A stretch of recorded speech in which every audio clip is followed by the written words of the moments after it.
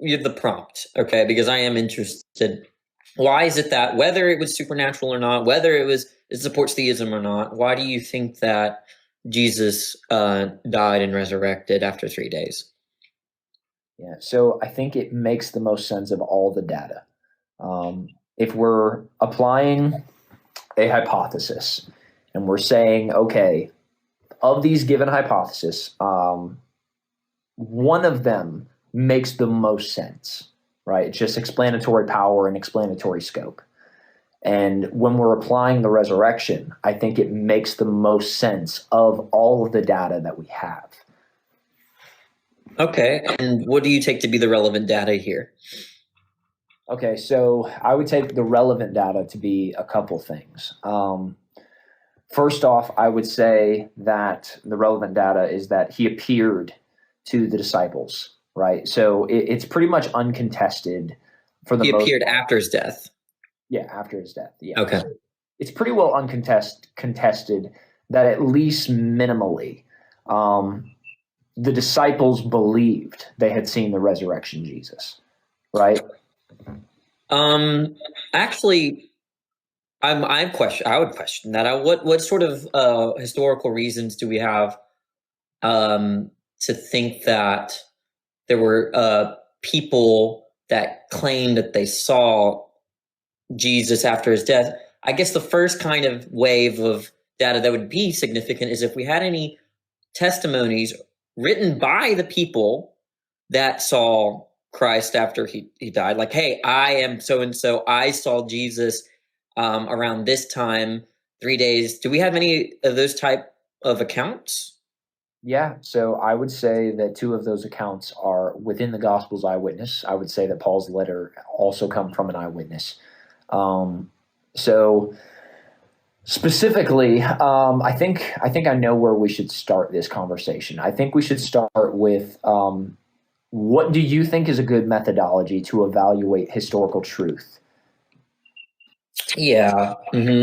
Well, generally speaking, when we verify something in the past, there's going to be a set of sources that may all be biased, be unbiased, but the point is that there's going to be a relevant set of sources. In this case, we have Roman historians, we might have Jewish historians, we might have Christian historians, and something maybe even beyond that all are making a generalized claim about what happened in history. So I think that is I think testimonies do matter, but I think that if the testimony or if the claim is coming from one source, I think that makes the claim a little like, if Fox News or CNN, let's just say CNN, like makes a claim and no other news source is making a similar claim, we should call into question the claim. I think that's not, but I think it prima facie, if like all the news sources, which are biased in their own ways, are making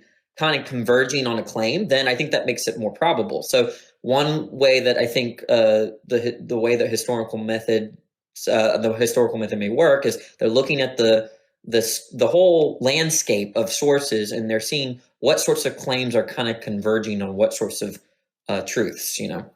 Okay. So I'm going to give a criteria, like a criterion for a way to evaluate historical truth. And I hope you don't mind. I'm pulling from my PowerPoint. That's fine. No, I can learn. I don't really do history stuff, so this is good. Yeah. So the way that historians evaluate historical claims, first is the idea of like the bibliographical test, which is textual criticism, right? So we evaluate the earliest known copies. We then evaluate the span of time in between what could be the span of time between the originals and the copies. And then lastly, we evaluate, and this is not exhaustive, but we evaluate the accuracy of the transmission from the original to the copies. So this is like continuity, the promotion of continuity. And so within the understanding of the New Testament, we have a very, very accurate New Testament compared to any other historical document. And I make that claim so boldly because of what we have in terms of an embarrassment of riches. So to a historian, an embarrassment of riches is just to say, we have so much data to pull from all these different things that we can have a very, very, like whenever we're looking at history, we're evaluating things based off of probability, right? We're saying that it is either more probably the case or less probably the case that said event occurred.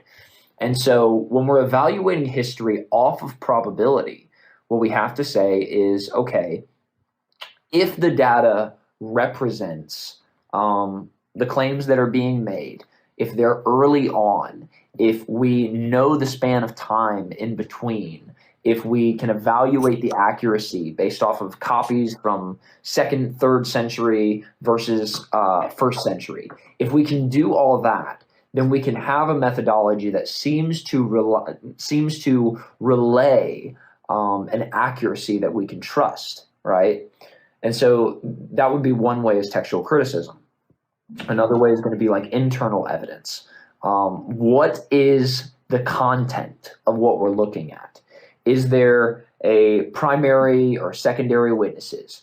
Is the document written early? Does the document contain the criterion of dissimilarity? Are you familiar with dissimilarity? Oh, well, quite literally, but I don't in a historical context.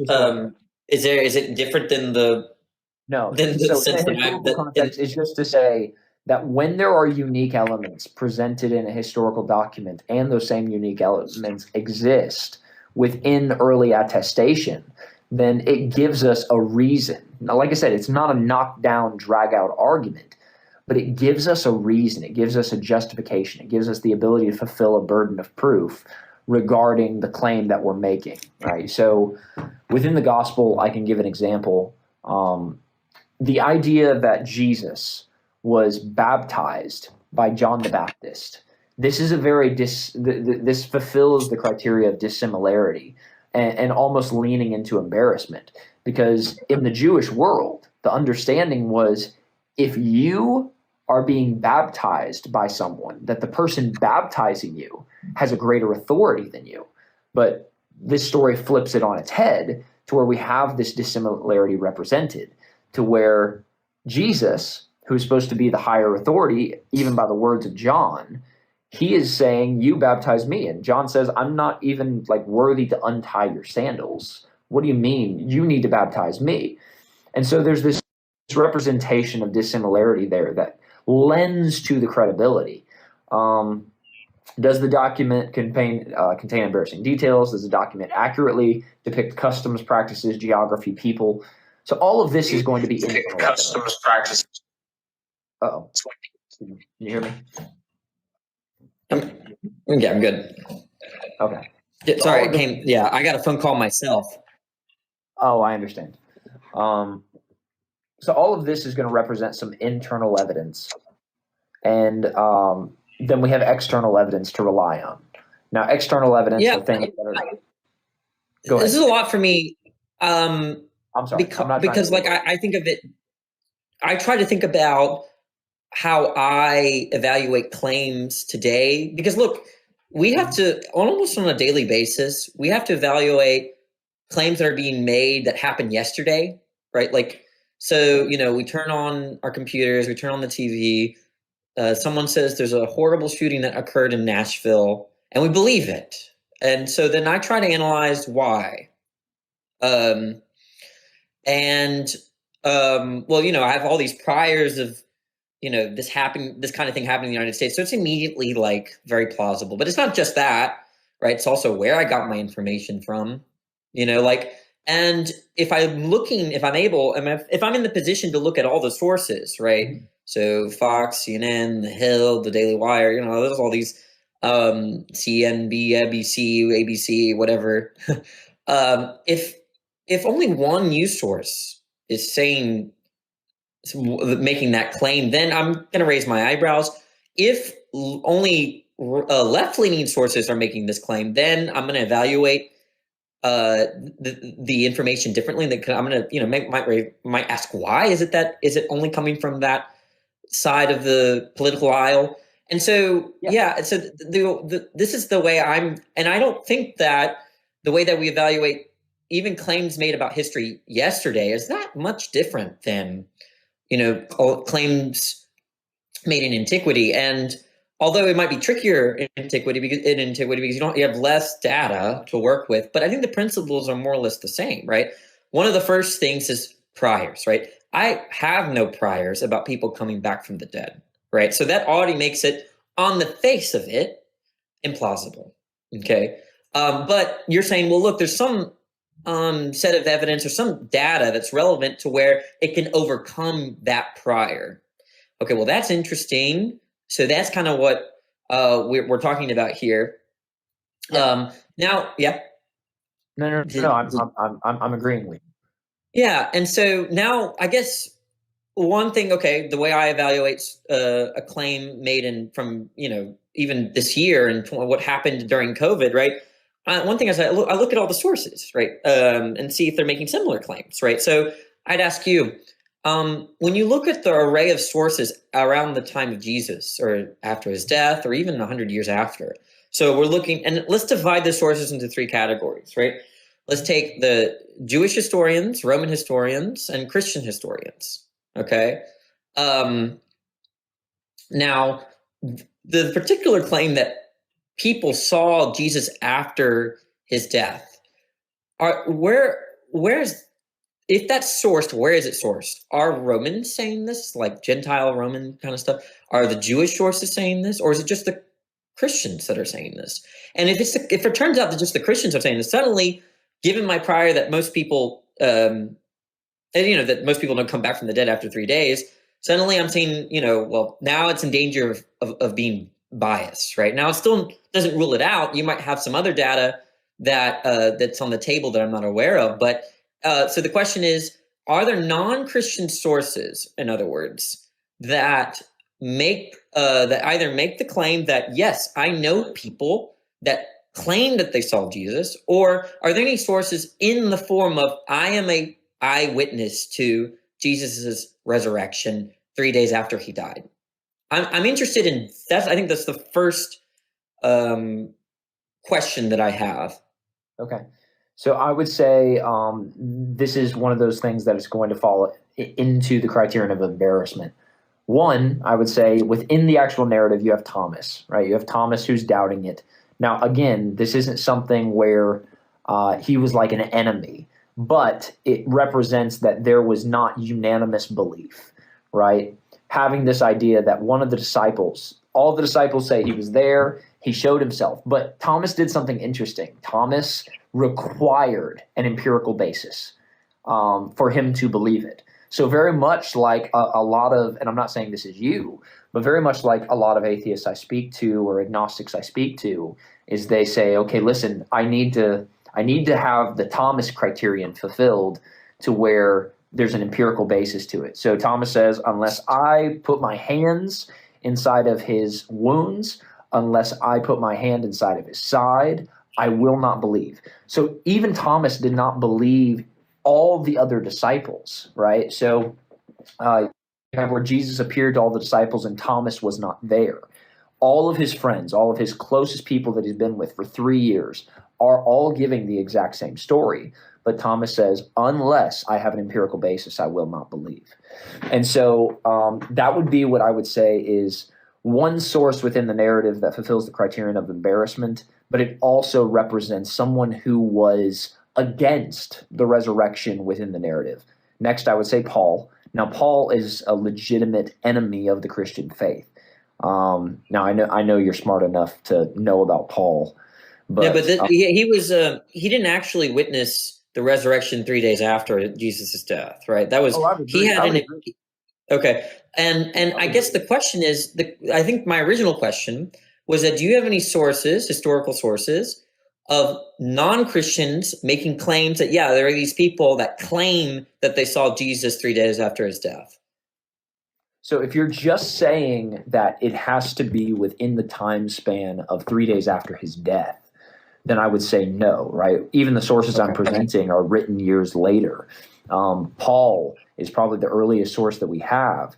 And so I would fail to see the relevance in whether or not it's 3 days after or an appearance later on. An appearance is an appearance when it is presented in physical form. Now, the testimony that we have, well, I would say this, the testimony that we have in terms of the Gospels is that they experienced it 3 days after, right? And just to be clear, making sure, I'm not asking for a source written 3 days after.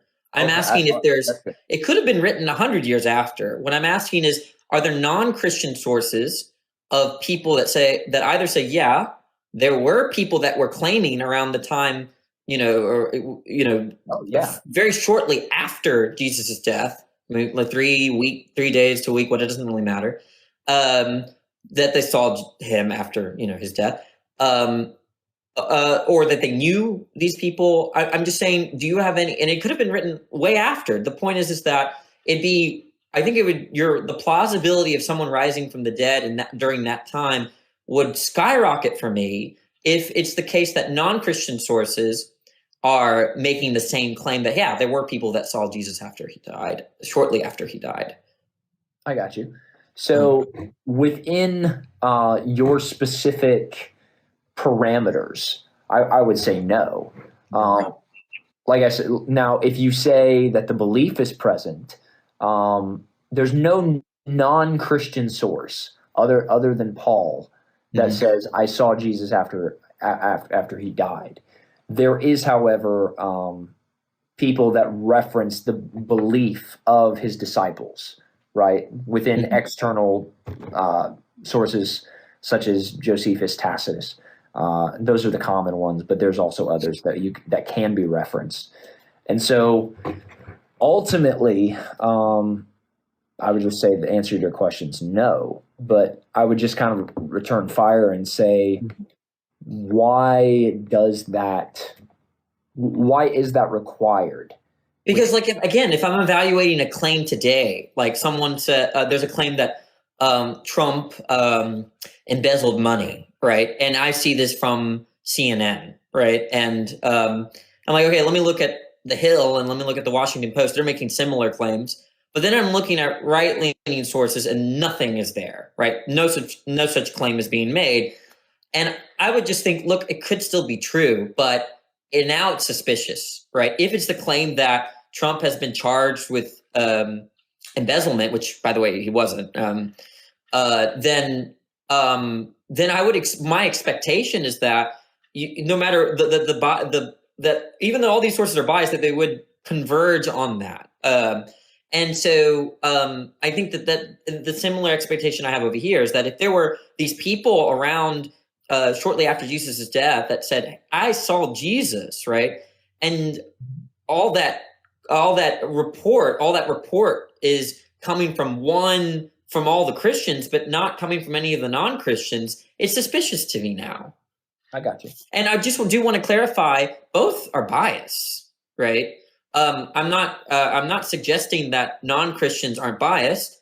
I'm saying that if two opposite biases or news sources, right, converge on a fact, that makes it way more plausible because they're both biased, yet they come to the same conclusion, right? So I'm not in no way saying that non-Christian sources are not biased. I'm just saying that if one side of the bias aisle is making a claim and the other side isn't making it, it just makes it more suspicious.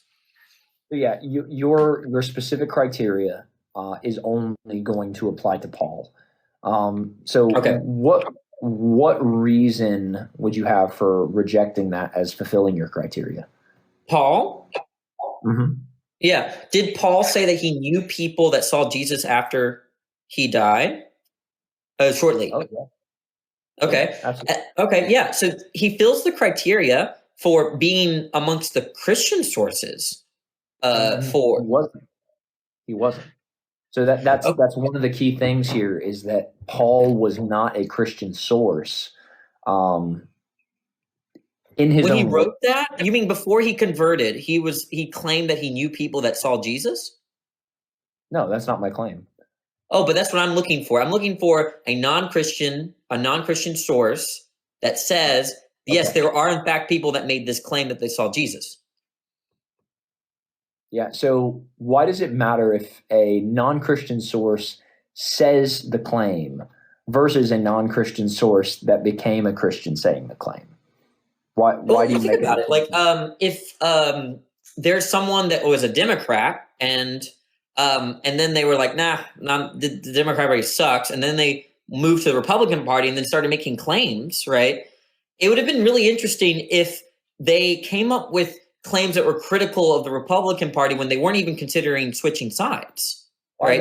I got you, but there's a fundamental difference in just making this analogous, right? So some of the things we have to look at is, okay, what are the factors surrounding this conversion, such as Paul, right? Mm-hmm. What did he have to gain? What did he have to lose based off of his conversion of him truly believing that he saw? And not only that, but also witnessing in like 1 Corinthians 15 that he was with people that saw Jesus.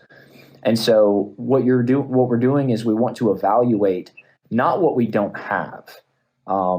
Evaluating what we don't have is just ultimately an argument from silence, right? It's saying within my methodology, if I don't have this thing that I need to fulfill a certain criteria, then it damages my epistemology in terms of believing that the claim is true.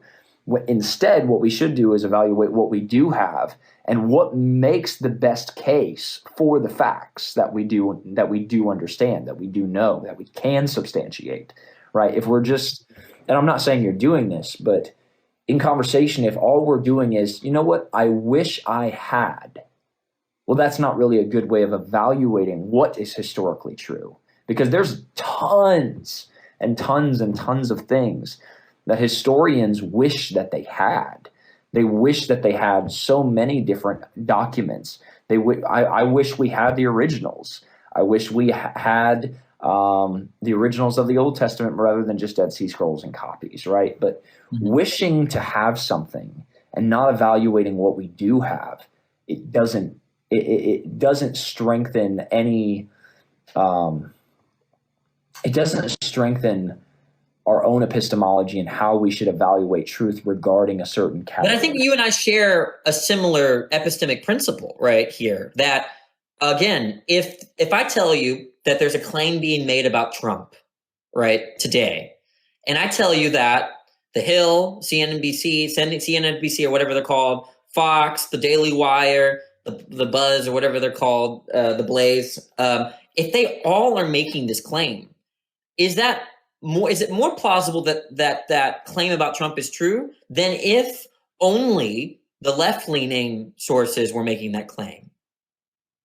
Yeah, so only just. But we also have to evaluate the claim and say, okay, what are the circumstances that surround it? So what I was mentioning here is if a Democrat goes to a Republican Party and then starts making different claims or starts saying different things because they transitioned to that party, what do they have to gain? What do they have to lose? Mm-hmm. For the disciples and for Paul, it was everything. Like literally. Yeah, I get that, but I'm focusing on one sort of historical virtue here, that it seems to raise the probability of something being true if a variety of sources with various biases converge on the claim. I think we agree on that, right? If one source, a set of sources that have a particular bias are making the claim and the others are not, of course it doesn't make what they're saying is false. It just makes it less plausible to the, I guess, the third-party observer, right? And so that's the claim, is that I think you would agree with me that if there's a claim and all the set of sources or from different biases are making that claim, it makes the claim more probably true than if only one side was making the claim and the other biased sources weren't making that claim, all else being equal.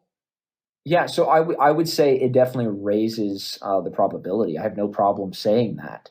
But okay, within what we do have, this is where I would lean more, like I said, just lean into Paul, because you do have where it's an enemy source. Like it's an attested enemy source, not a Christian source. Well, let's talk about Paul then. When Paul wrote, was it about Jesus and making these claims about the... Let me ask a question really quick. Mm-hmm. So from what I understand you're saying is if you had the disciples writing their testimonies and you had the Gospels And then you had Paul, who was a convert from someone who was killing and persecuting Christians and imprisoning them. And then you had one more justification. You said, okay, and there is a Roman or a letter from Caiaphas or something like that, one of the Jewish leaders, saying, yeah, his followers believe he rose from the dead. Mm-hmm. Then that is going to... Well, it's not just that. It's that his followers claim that they saw him after he died, right? If we had like a manuscript of some sort of the Jewish leader saying, yeah, no, those horrible, blasphemous so-called disciples, right? They're saying that they saw Jesus after he died, right? If we had something like that, and of course, maybe they have, the fact that they paid the Roman soldiers not to say anything, they didn't want to get it out. That people. Well, I mean, we do have something like that. Now, this isn't going to be within the time period I think you're looking for, but specifically, if I'm not mistaken, give me 1 second.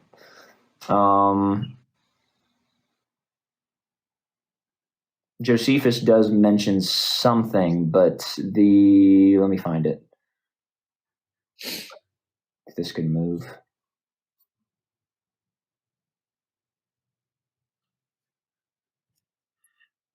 So here are the hostile ancient sources that give some mention to Jesus in one way or another.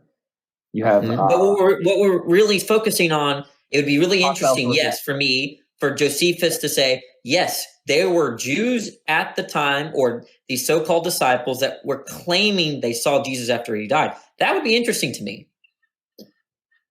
Yeah. So let me see here. I'm trying to think of something that fulfills your exact criteria.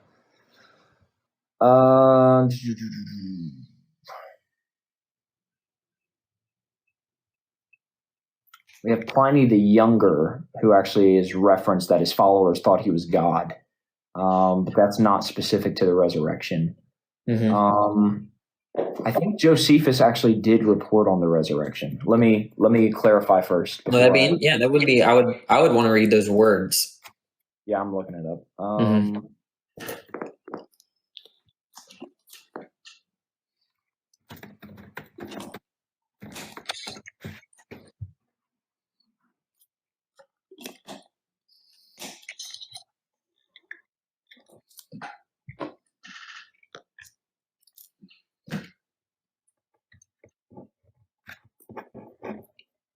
Let's see. While you're looking for that, I just started talking to. Is your name John? Mm-hmm. Okay, so there are two Johns. Okay. I just started talking to you about 15 minutes ago, maybe. So my chat really wants me to. Well, they're wondering how long I'm gonna be around, but you're also friends with John Steele, right? Mm-hmm. He really doesn't like me. Oh, he doesn't? No. He banned me from his live. Oh, well, I can about guarantee why. Yeah, don't worry about it. I mean, I'm not expecting you to ask him about it, but I'm just. No. Like I just know John, and John doesn't like philosophy very much. Well, that's not why he said he banned me. We had a discussion about a year and a half ago, maybe. And it was a cordial discussion. It's on my channel, but what I did was I put a thumbnail saying like Danny versus John Steele, and he didn't like that. But he never requested that I take it down. If he wanted me to change the wording on the title or the thumbnail, I would have done that. But he just kicked me instantly and didn't let me speak from that a year and a half later. So he's still kind of upset by it. But anyways, I think that's what happened. So I never really engaged with him on anything like this. Oh, I don't know. Mm-hmm.